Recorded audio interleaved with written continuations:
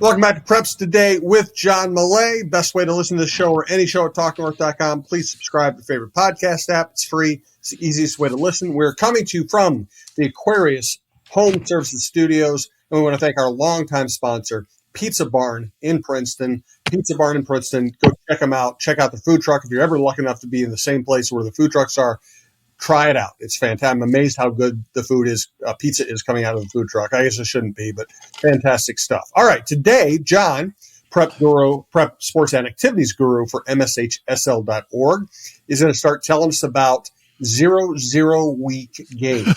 Almost zero, Jim. We have almost zero week football games. We're going to start the high school football season this week on Friday night with one game. And 0 week, if people aren't aware, we've been doing it in Minnesota for quite a while. Sometimes teams have trouble locking in their 8 regular season games. If they can't get that worked out, they have the option of starting practice a week early and playing a game in 0 week. So this is 0 week. Next week is week 1, and off we go. There have been 0 weeks where we've had 20 to 25 games. So this tells me the situation is really improving. We've only got one Friday night at the Vikings TCO Stadium in Eagan, Brick, and St. Anthony Village. They will kick off the football season. I'll be there. And of course, when we get to the Prep Bowl in November, I'll be there. So this is one of the bookends on the season for me, this game. And kudos to the Vikings. Over the years, they've shown a real strong commitment to high school football. They host a few of these games each year. They haven't, at least to my knowledge, they haven't firmed up any other high school games there, but I'll find out this week. They know to keep me in the loop here.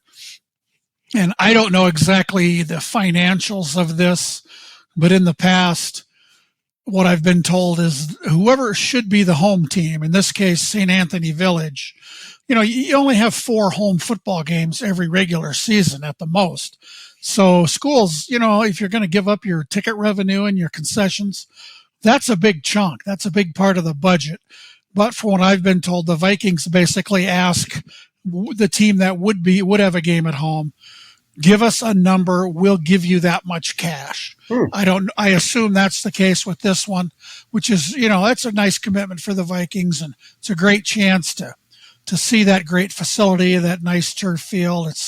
It's perfect for high school games. So again, thanks to the Vikings for stepping up. And as a high school player, a coach, or a fan who doesn't want to play or watch a game at TCO, I think I've been to, if not every high school game there since it opened. I might have missed one. I'm not sure. And another football note here, I am in the midst of doing the reporting and starting to write it's an incredible story. It revolves around football, but it's so much more than that. I'm not going to go into the details right now. The story will be posted this week yet. It's about 2 assistant football coaches at a Twin Cities high school. One of them was suffering from kidney failure, and he needed somebody to donate a kidney. Otherwise, he was facing a lifetime of dialysis and poor health. When he told the rest of the football coaches on that staff the situation, they all got tested. And son of a gun, one of the other assistants was a perfect match. And this is not an easy process. I've talked to these folks about what this is like. But yeah, it's everybody's healthy. The coach who needed a kidney is in great health. The coach who donated the kidney has recovered. They're on the field together. They're coaching together. I can't wait to get this story finished. It'll be on John's Journal sometime this week. So that's just a little tease. We'll talk about it in more depth next week. So there's a lot of good stuff happening. That's fantastic. Man, talk about teamwork. It'll really resonate when you talk to the kids about teamwork after you give one of your fellow coaches a kidney. No kidding. That's great stuff. By the way, you can read John's written work at MSHSL.org at John's Journal.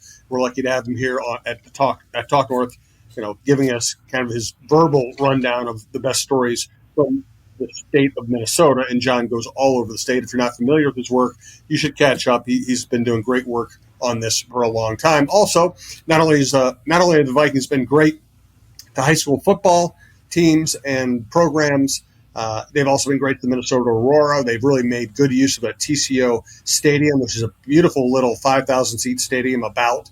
And, they don't just let it sit there and reserve it for their players. They make it part of the community. I am all in favor of that, and I appreciate them doing that.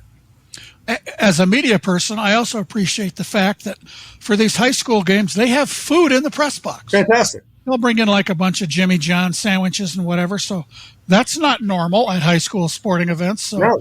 Way to go, Vikings. Yes, thank you. Thank you, Vikings. We do appreciate it. All right, it's that time of year. Let's get to the state fair. Yeah, this is the week the state fair will start. That's a sign of the close of summer, the beginning of fall.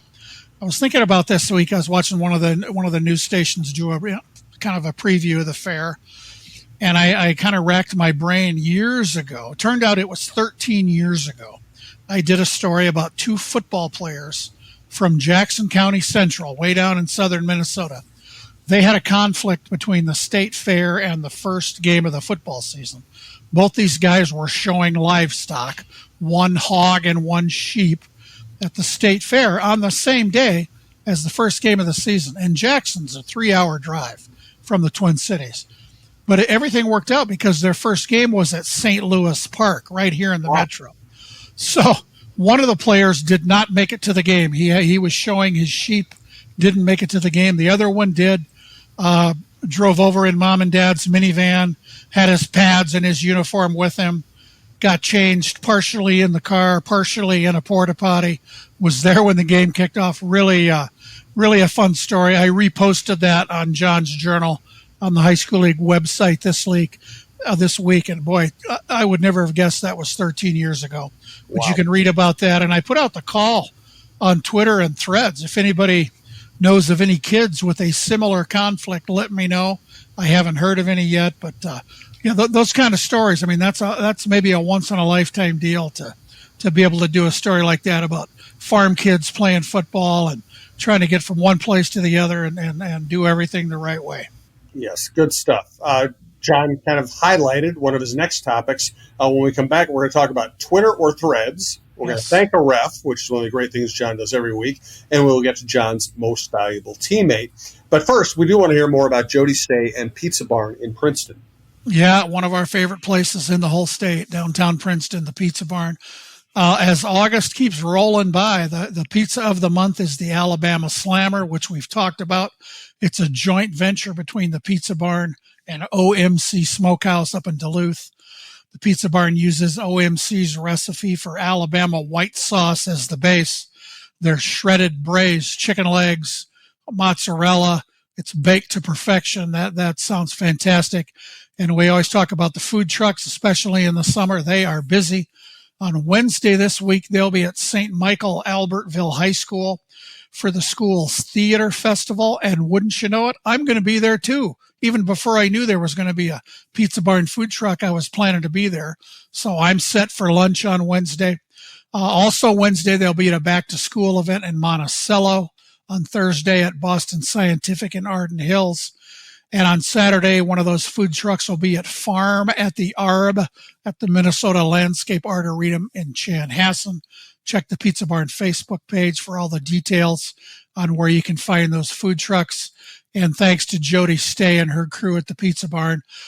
Stop in. They'll take great care of you. You'll have a meal to remember in a very friendly and comfortable setting.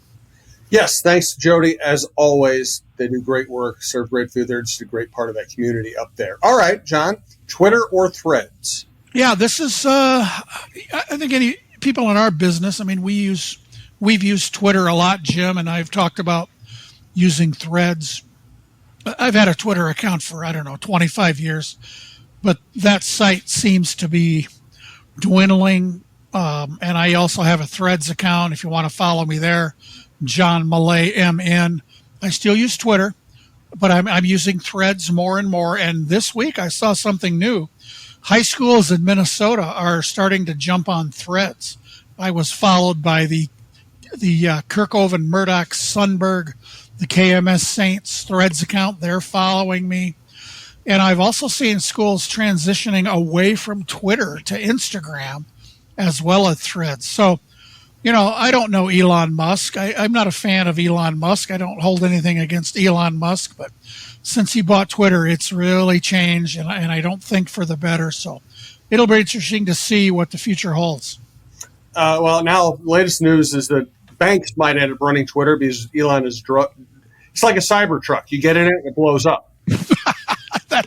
I like that a lot. Yeah, I'm also not buying a Cybertruck. No, and I have to admit I bounce around the different social media sites and spend less time in social media than I used to. I post stuff. I just followed you on Threads though, so maybe I'll give Threads more of a look. That sounds like a good idea.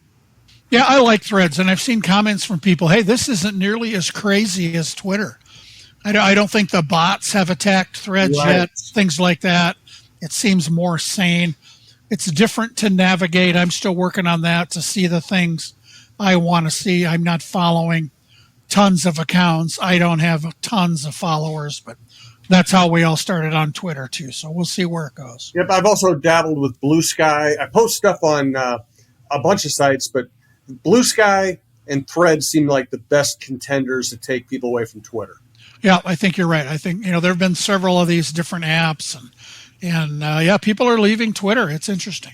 Well, it's bad for your mental health. It's simple, and I'm not saying that to be funny. I really think Twitter is bad for your mental health. I really do. Sure is. All right. Well, that's one of the things John's show does. It gives us a nice, refreshing dose of positive reality from the world of high school sports and athletic and activities. And one of the things John has made a point of doing, which I really appreciate, is thanking refs. Who's this week? Yeah, this week I want to talk about briefly one of the great Iron Rangers, a friend of mine, Kyle Lampa. He posted a photo recently of a plaque he received from the high school league thanking him for 20 years as a Minnesota State High School League official. This is a regular thing. We have people in our office. We keep track of these things, and when a big anniversary comes, these folks need to be recognized. And as Kyle wrote, time sure flies when you're having fun.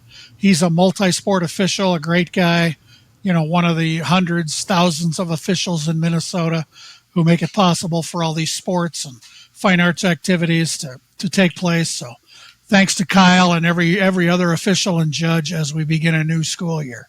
No doubt about it. All right. And now let's wrap up today's show. Once again, subscribe, please. And thanks again to Pizza Barn in Princeton.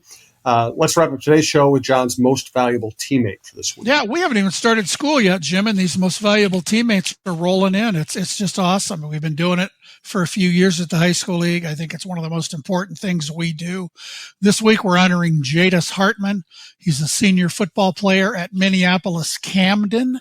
That's the new name for what used to be Patrick Henry High School.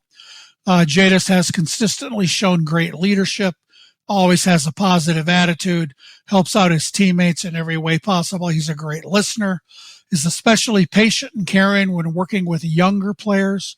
He leads not only by his words, but his actions, continually setting a good example for Camden High School's football program. Congrats to Jadis Hartman of Minneapolis Camden on being a most valuable teammate. Yes, thank you, Candace.